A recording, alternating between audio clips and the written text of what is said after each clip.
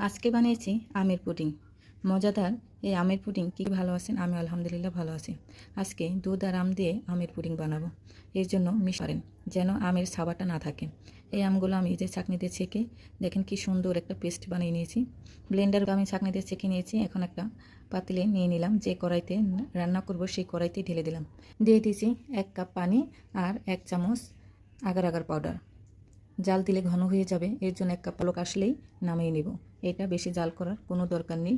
তারপর এইরকম বাটিতে আমি সেট করে নেব। আপনারা আমি একটু চাকু দিয়ে চারি সাইডটা একটু ফাঁকা করে দিচ্ছি, মানে ছাড়িয়ে দিচ্ছি যেন ঢালতে কোনো অসুবিধা না হয়। এখন আমি আমার পছন্দ মতো ছিল, এর জন্য কোনো চিনি দিইনি। আপনারা যদি মিষ্টি দিতে চান দিতে পারেন। আম যথেষ্ট মিষ্টি, তার জন্য আর চিনি দেওয়া হয় নাই। এখন আমি দুধের পুডিং বানাবো। এই দুধটা জাল দেওয়া ছিল, একটু সরসর আছে, তো কোনো ব্যাপার না, জাল দেওয়া ছিল দেখে। তো তারপর দিয়ে দিলাম চিনি, আবার 1 চামচ আগার আগার পাউডার। ভালো করে মিশিয়ে চুলায় দিয়ে দেবো। 2-3টা বলক হয়ে গেলেই হয়ে যাবে। আর আমার দুধটা আগে থেকে জাল করা ছিল, ঘন আছিল, তো আমি ঢেলে দিলাম। এটা দেখতে যতটা লোভনীয় হয়েছে, খেতেও কিন্তু দারুণ হয়েছে। আমি কেটে কেটে পছন্দ মতন কেটে নেবেন। এই দেখেন কত সুন্দর হয়েছে, মাশাআল্লাহ। ভিডিওটি যদি